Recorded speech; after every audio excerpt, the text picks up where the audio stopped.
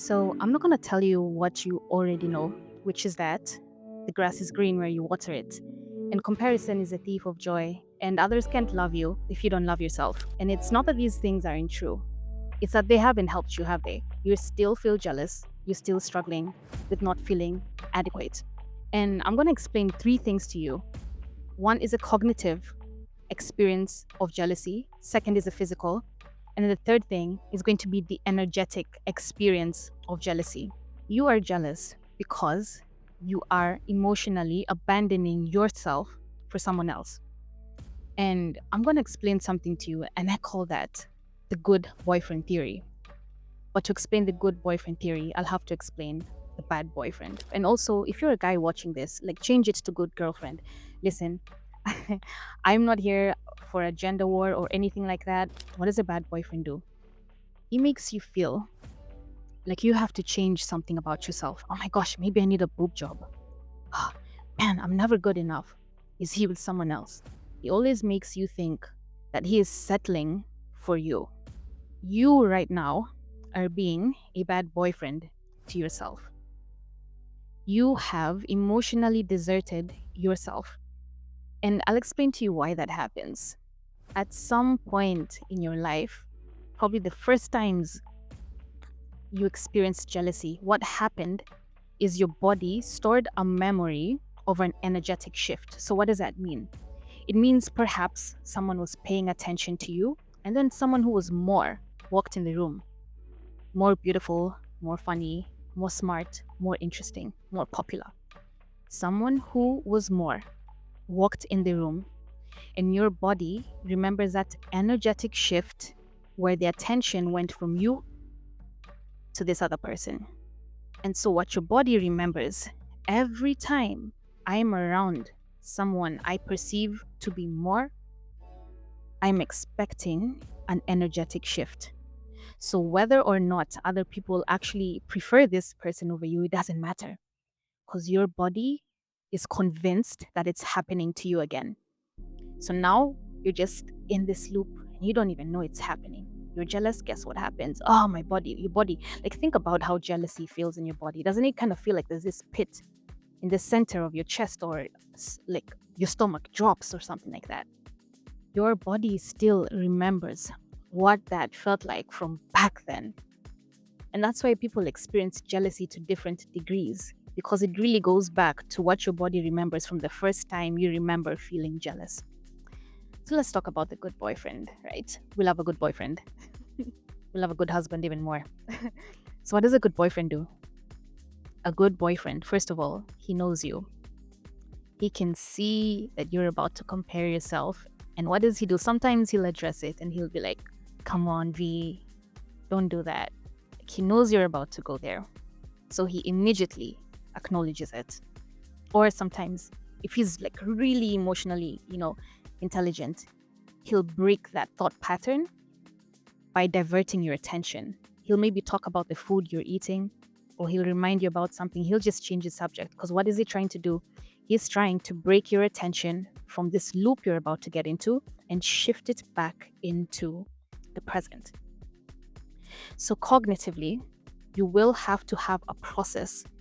Number one, where you identify how your thoughts are changing.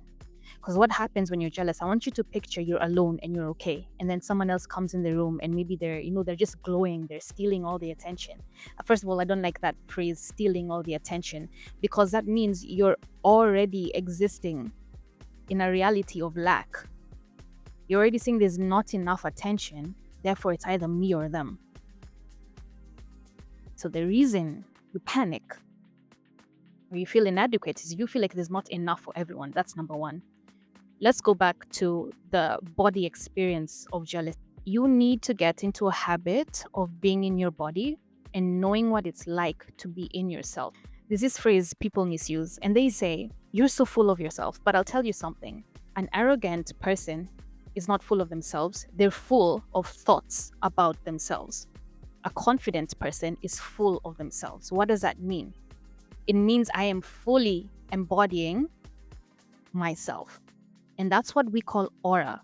That's why someone like Rihanna has aura, and it's because she's fully embodying herself. And you'll find people, they're gorgeous, they're everything, they're the man's preference, but they're full of thoughts about themselves. They're always thinking about how they're existing. They're always thinking about who's looking. They're always thinking about attention.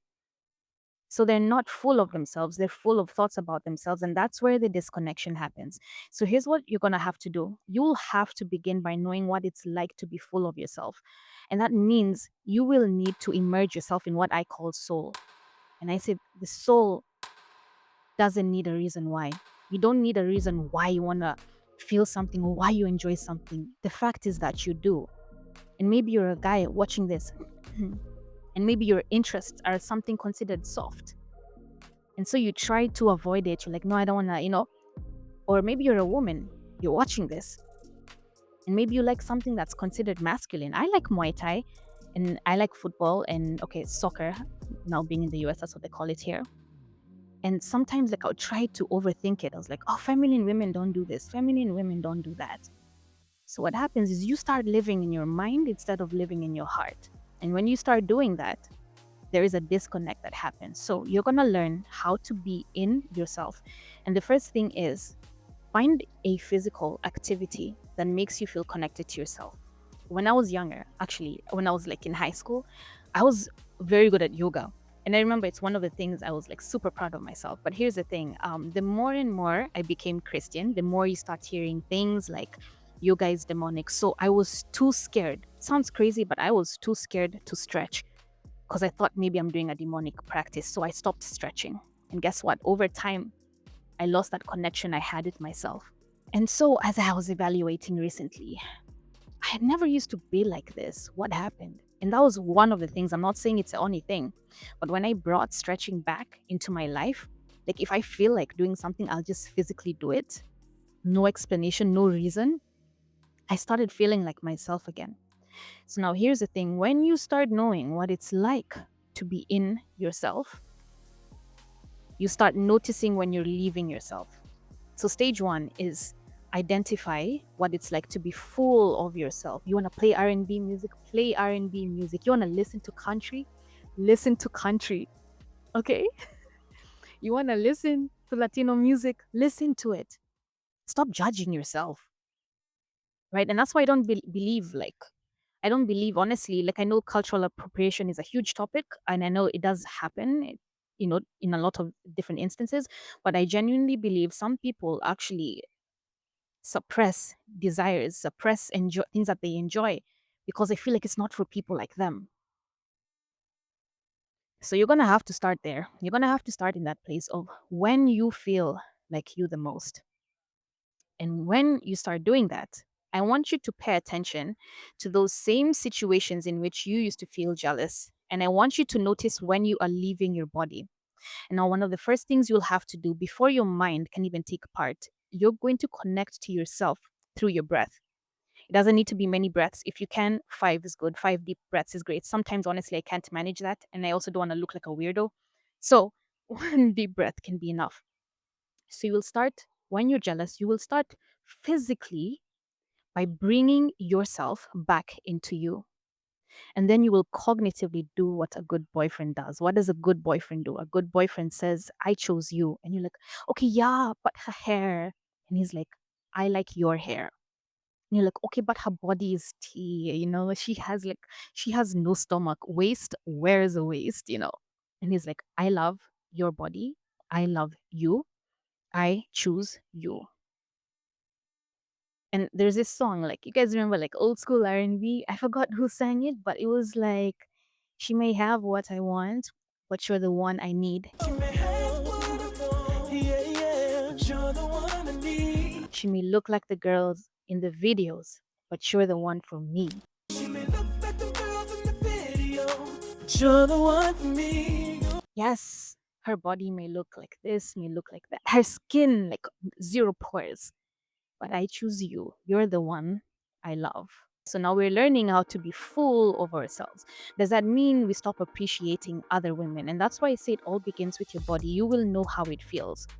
When you genuinely appreciate women, it's going to feel good. That admiration is going to be a positive bodily experience for you. And then when it's jealousy or envy, you'll notice it doesn't feel good. It doesn't feel like it's coming from overflow. And remember the word I used earlier in this video, lack? When you're admiring someone, that is coming from overflow. So when you're jealous of someone, that's actually coming from an experience, an energetic experience of lack. Also, guys, there's a dog barking. I don't know what size it is, and I'm too scared to turn in case it's gonna come. We've already touched on the cognitive, where you are going to have to shift your thoughts. And another thing about shifting your thoughts is one of the quickest ways to do that is to think about something that's around you right now and to create a habit of processing in the present moment. You know, sometimes you recap at the end of the day, okay, what did I think of today? I want you to create a habit of processing in the moment. Oh, I really like those trees. Oh, I really like the fabric of these clothes. Oh, I really like that smell. This room to me feels freeing. This room feels open. So you're going to create a habit of processing in real time, and that's going to pull you back into the present. So your thoughts, you're not giving your attention away to the person or the thing that you're jealous of. So we've talked about body, we've talked about mind. Now, the third thing is the energetic shift required to control or manage jealousy. Did you know scientifically the body doesn't know the difference between the sensation of anxiety and the sensation of excitement, which means when you are anxious, your brain is like, why are we feeling like this? Oh, I'm scared of A, B, C, D, E, F, G, H, I, J, K, L, M, N, O, P. All the things, you're scared of everything, right? You can actually use that same emotion and you can turn it into excitement. So I'll be honest with you, last night, as I was planning how I was going to film this video, I was feeling anxious. I was like, oh my gosh, what if it doesn't turn out how I want it to turn out? And so I started thinking, okay, maybe I'm not anxious. Maybe I'm excited. Maybe I'm excited because I'm finally going to manifest something in my mind and make it a real and tangible thing that other people can benefit from. Maybe I'm actually excited about putting together an outfit. Maybe I'm actually excited about putting on some makeup. Maybe I'm actually excited to share these thoughts that I normally hold to myself late at night. No, I actually finally get to share it with someone else who might connect with it. And guess what, guys? I stopped being anxious. I woke up excited. I was like, let's do this. Let's go. You know? And it's such a small shift, but the name you are attributing to your physical and energetic experience might be the difference maker. So, what does that mean? When you're feeling jealous, you can just as easily say, I really admire this person. And I noticed something about people I was jealous of. Sometimes it was their looks, but you know what I was really jealous about? It was their freedom. How they express themselves, how their energy fills the room, how they move around without second guessing themselves. That's what I was really jealous of. Yeah, the shoes, amazing. Handbag, damn, where'd you get that, right? All those things are nice, but I was like, wow, this is a woman who doesn't need permission. And that's another thing about jealousy. With jealousy comes this sense of frustration because you want to obtain something, but you don't know how to. And sometimes, to be honest, you can't. If I wanted to be 6 foot, bro, I mean, I've heard of knee surgery, but I don't know how far that goes. But sometimes the thing you actually admire is that someone has shown you that it's possible. And it creates this gap. Because now that I know it's possible, it means I actually can have it. So what should I do? I'm wishing you so much peace in myself as well. And may we become truly full of ourselves. I'm Singing Saleswoman. Thanks for watching.